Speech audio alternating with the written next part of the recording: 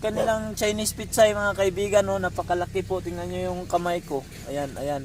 So napakalaki po siya. Ikumpara nyo yung napakalamig po dito kaibigan. Kaya naka-jacket tayo.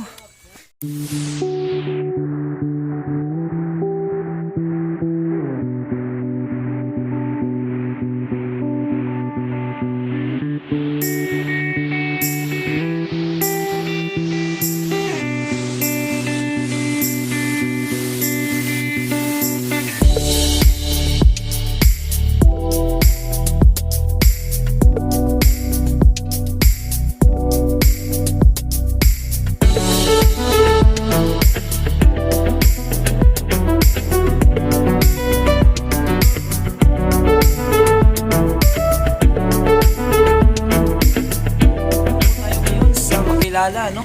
Galing tayo ng Kidapawan, so kumain lang tayo dito sa Carinderia. Pupunta tayo sa Kapatagan, Digos, Davao del Sur. So ayan, at kasama natin si Butik Ploy, yung ating kaibigan. At alis na po tayo mga kaibigan, ano?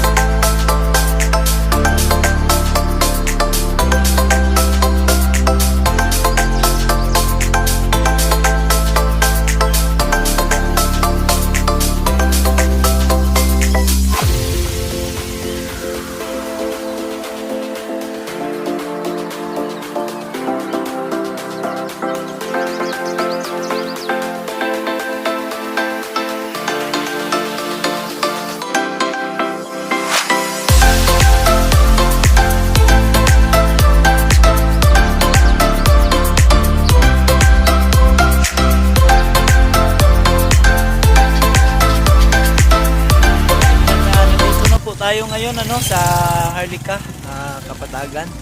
So ayan lang yung Mount Apo. So itong lugar na to nasa likod po ng lugar namin sa Kidapawan City, ano. Ayan po yung Mount Apo kung nakikita nyo. Nasa paanan kami ng Mount Apo. Sila siguro nasa kabilang side din ng Mount Apo to eh. Kasi ano na to eh, Digos, Davao del Sur. So ayan. At ito po yung kasama namin, no. Pakaraming ano dito, gulay. Ito yung produkto nila dito, no. At ayan, update ko kayo mamaya mga kaibigan. So, ayan nga po mga kaibigan, ano, dito na tayo sa Kapatagan. So napakalamig ng lugar nila dito, no. Kung nakikita nyo yan, yan po yung radish. At medyo kaiba talaga dito, ano. Tingnan nyo yung mga bulaklak dito. Oh, parang ano siya, kaiba, oh. Kasi malamig ang ano na to dito eh, para siyang bagyo. Siguro para magkasing lamig lang sa Baguio at saka dito. So ito po yung radish mga kaibigan. Yung ayan. Ito po yung radish. So mamaya pasyal-pasyal tayo no. Alright mga kaibigan, nandito po tayo ngayon ano. Napakaganda po ng view natin. Ayan po, tingnan nyo. Na ito po yung mga radish mga kaibigan no. Mga produkto po ng tao dito. Saka ito po, ang tawag dito, maliit pa siya. Bulaklak daw to. Anong tawag dito, te? Santimum. Santimum. Ayan, mamaya subukan natin kuha tayo ng gandang video, no? Dagat to. Lapit naman no. Ayan po yung mga kasama natin mga kaibigan, no? Yan. Mga kapitbahay namin sa Matalam. Napasyal po tayo dito sa isang kaibigan natin. Tingnan nyo yung kanilang Chinese pizza mga kaibigan no, napakalaki po. Tingnan nyo yung kamay ko. Ayan, ayan. So napakalaki po siya. Ikumpara nyo yung kamay ko sa isang Chinese pizza. So talagang napakalaki siya no. Busy na po daw itong ganito na pwede na po daw itong harvestin ano. At ayos yung diskarte nila dito kasi ang nasa gitna niya mga kamatis, tapos sa kabila Chinese pizza kamatis, ganon ano. So nabubuhay yung mga ganitong tanim dito kasi nga napakalamig ng lugar na to. Alright, ayan mga kaibigan, at dito po tayo ngayon sa Camp Sabros ano. Natin diyan. So ngayon, maglalakad lang tayo no. Babalik tayo sa entrance, papakita ko sa inyo kung anong entrance at pasyal-pasyal tayo dito para makita nyo kung anong mayroon dito. So far sa ngayon napakaraming tao dito mga kaibigan ano. At ayan, punta tayo sa entrance muna tapos balik tayo no.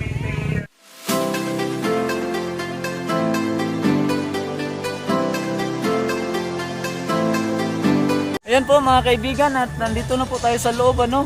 So yung entrance po nila dito 80 pesos yung bawat isa.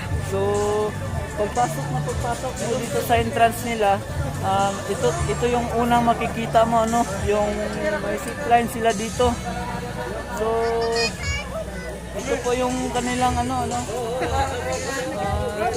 per person, round trip na balikan.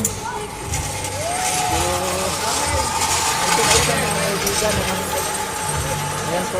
Tingnan po natin.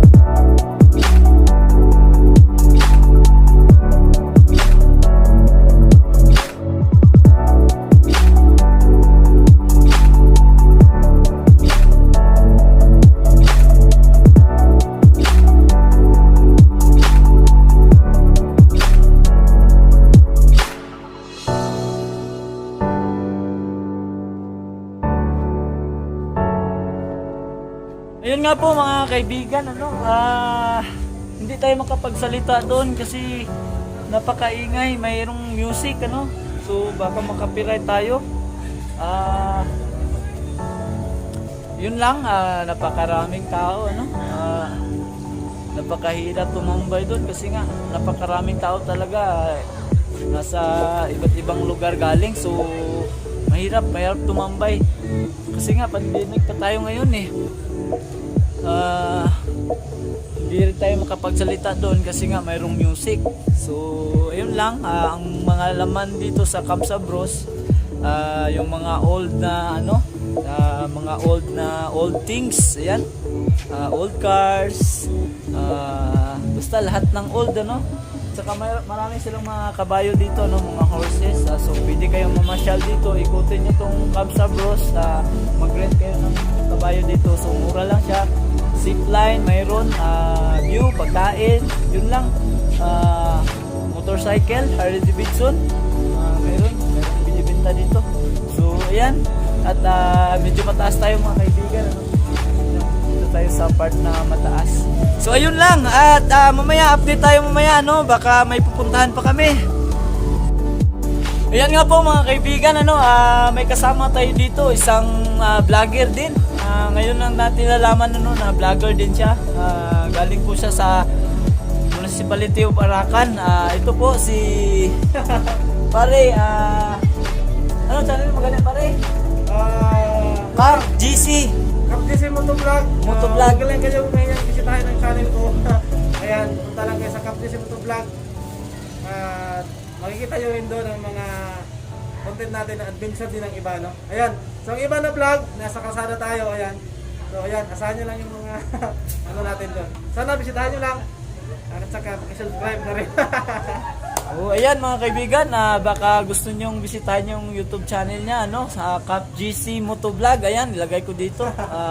Suportahan nyo rin, local vlogger din, suportahan nyo. Kaibigan natin from Municipality of Arakan. Alright mga kaibigan, at alis na po tayo dito sa Kamsa Bros, So pupunta daw tayo sa Agom ba yun? Hindi ko alam, So basta alis na tayo dito.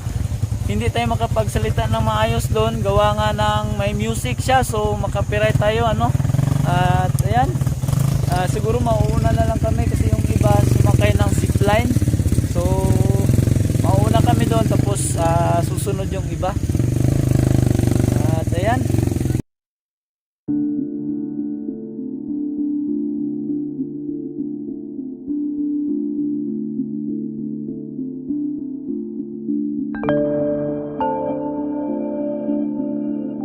Alright, at patuloy po tayo sa ating pag-adventure mga kaibigan, naman ulit tayo ngayon sa Land of Peace.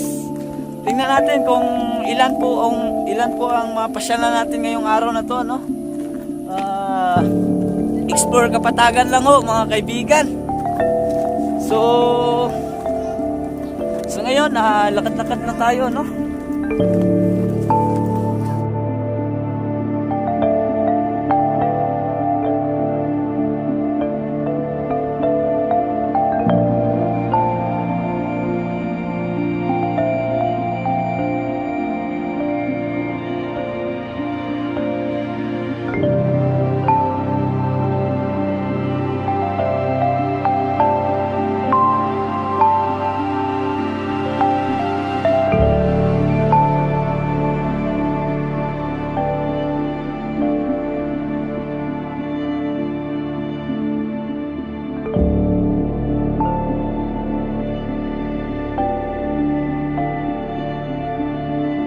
Yo, what up? At ayan nga po mga kaibigan, nandito po tayo ngayon sa Land of Peace.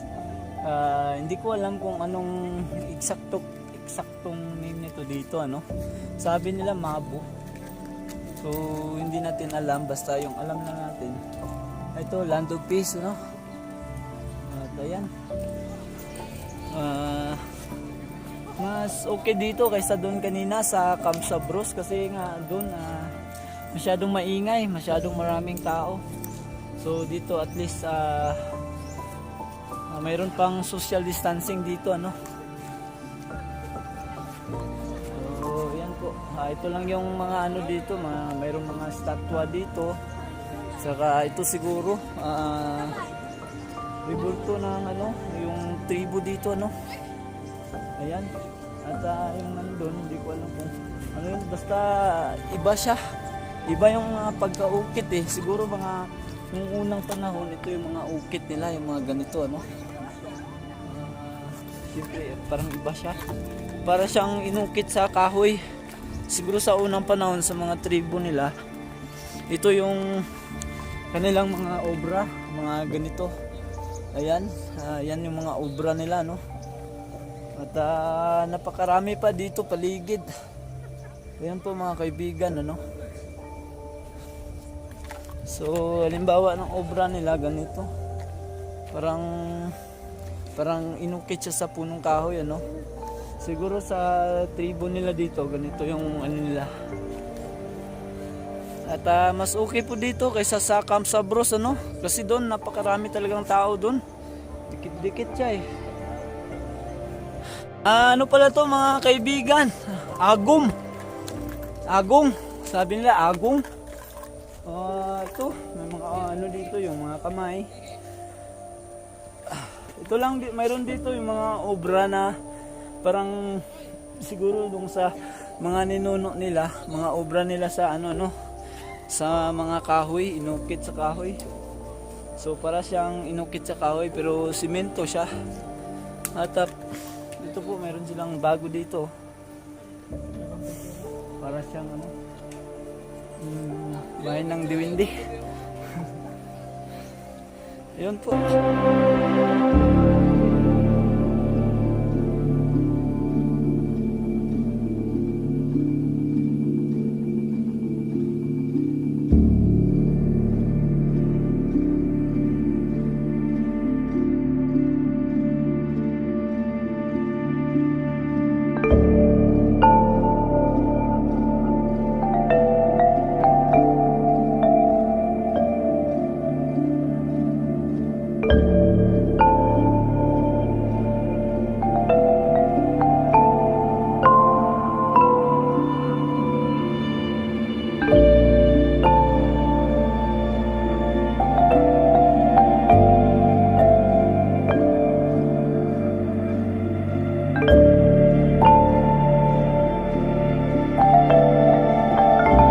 Ayun nga po mga kaibigan, sa sobra naming paglalakad, napagod po kami. At ito po yung view natin mga kaibigan, no? Bawal tayo magmura kasi nga land of peace, ano? So ayan po, nakikita po natin sa baba, ano? Napakaganda po dito. Napakatahimik. Siguro pag dito ka hindi kayo mag-aaway, land of peace kasi. Tsaka magkakalayo yung mga tao. Hindi katulad doon sa Camp Sabros, para siyang ano, tawag doon, club, tawag doon, yung iniinuman, ano. So actually mga kaibigan, ayos siya dito, para siyang ano, oo nga kaibigan, ano, nakalimutan ko, para kung nandito ka sa Land of Peace, parang overview siya, makikita mo yung halos kalahati ng lugar na to. Ano ba to? Kapatagan. Hindi naman siguro kalahati, pero talagang makikita mo siya, ano. Malawak po siya. So ayun lang, at iwan ko mamaya kung saan kami pupunta, no. Siguro manguha na lang kami ng gulay kasi may kilala kami dun eh. Gulay na lang. Dadala tayo ng gulay pa uwi, ano.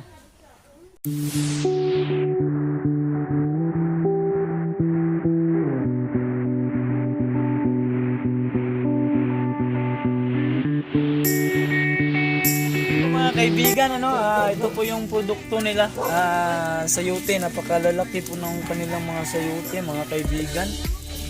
Ayan po, pumunta po tayo dito kasi kakilala po natin to, no. At tapos na po tayo. Ito po yung mga produkto nilang iba, mga kalabasa. Ayan po.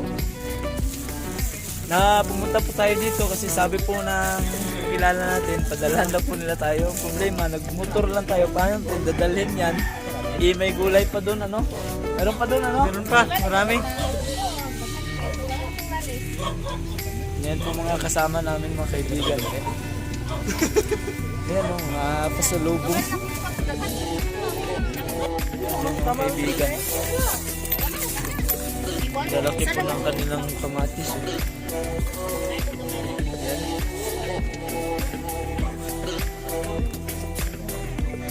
Ito yung mga produkto nila mga kaibigan. Kalabasa. Sayuti.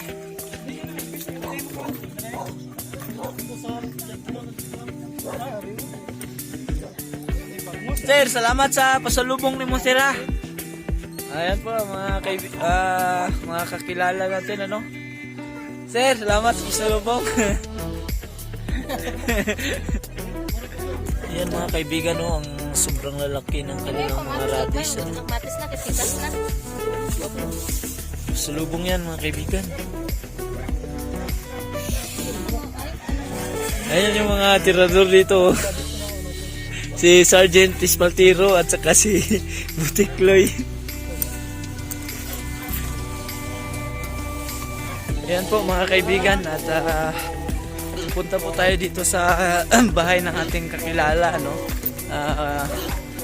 Ano po to, kapitbahay namin doon sa Matalam, North Cotabato.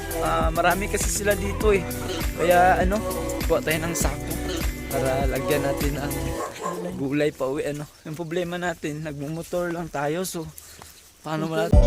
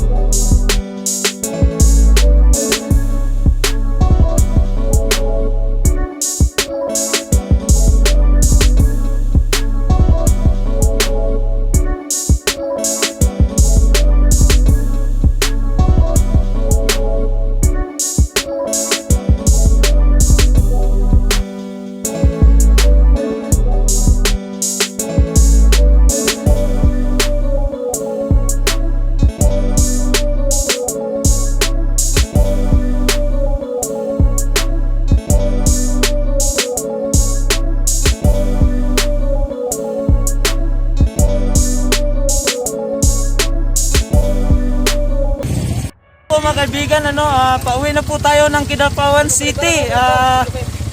Sa susunod, balik tayo dito. Tingnan nyo yung pasalubong namin, gulay. So yun lang at maraming salamat sa inyo. Kung nakarating ka hanggang dito, maraming salamat. At God bless all. Bye-bye!